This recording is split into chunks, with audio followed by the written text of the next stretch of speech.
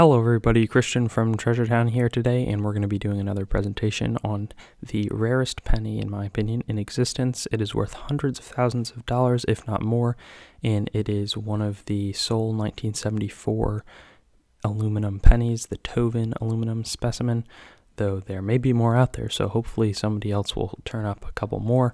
However, I'm going to try to provide a detailed background on the value and then also the backstory behind the coin so that you really get a full picture of the entire lifespan of this coin in existence.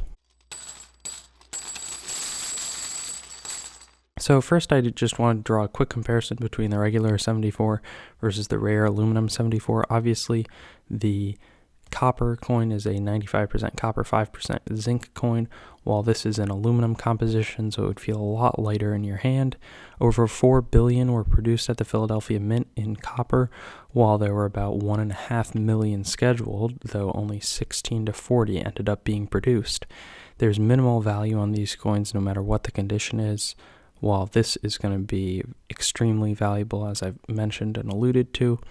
And then lastly, most of these likely still exist, while there are only one of these in public hands, and that is something that's disputed. So now we're going to get into the backstory. The one coin that does exist, the Toven specimen, is an MS62, and I'll talk about why that's controversial in just a second. But essentially, 1973 was a very turbulent year for the U.S. Mint because the Lincoln cents were in huge demand in our monetary system. But we were spending more than a cent on each coin to make these copper coins, so they thought that we could avoid the price of copper and make them with a much cheaper aluminum metal, which would reduce some of that cost. But the copper mining and vending machines really wanted the penny to continue to be produced as a copper cent so that it wouldn't cause disruption in their industries. And the director of the U.S. Mint, Mary Brooks, ignored the copper mining corporations and went ahead with the aluminum cent and ordered many prototypes to be struck.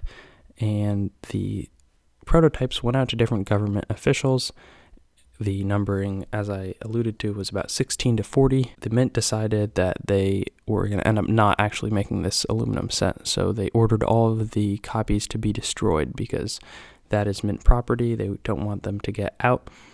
However, Brooks later says that most of the trial strikes were confirmed as destroyed, but she neglected to mention that a few of the examples were not melted and did not return to the Mint.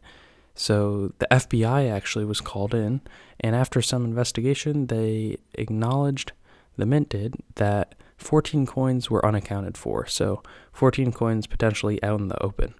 None of those 14 trial strikes have been recovered or seen, except for this Toven specimen. And his story is that he was an officer at the U.S. Capitol, and a government official, he claims, dropped one of these coins. He found it. He said to this official, "Here's the coin that you just dropped." And the officer thought nothing of it, said that he can keep it.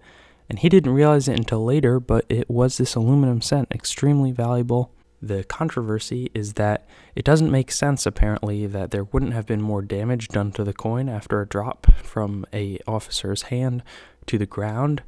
There are no scratches, no damage, and the coin would have been expected to have some of that given its composition. And a second example is actually housed in the Smithsonian Institution, and that was donated by a government official who received a trial strike from Brooks but did not end up having it melted, though that's less controversial. The Toven specimen is definitely more so. They tried to sell it later, I believe, and there were some legal ramifications, and I do not think that they ended up selling it, but it's an extremely valuable coin, one of a kind, and I think an incredible piece of U.S. numismatic history. So keep an eye out for any aluminum coins. There's probably bound to be some fakes out there, but it would be an immense and potentially a find of the decade if somebody came up with a few more of these, though things like that happen from time to time. I gave another presentation on the Frith nickel, and there are modern coins, especially slight errors varieties that are pretty rare, mules and things like that, that are going to be worth a ton of money. So look out for this one, and I hope that you gain some valuable numismatic perspective on the background behind this cent, even if you already did know a little bit that it existed, or that it's super valuable, or just that it's a coin to be on the lookout for. Thanks for watching the video. I'd encourage you to like, comment, subscribe if you haven't already, and connect with me, whether it's on Instagram at TreasureTownYT, Reddit at rTreasureTownYT, or on my website, treasuretownyt.com. Have a great day, and I hope to see you on some of my other videos.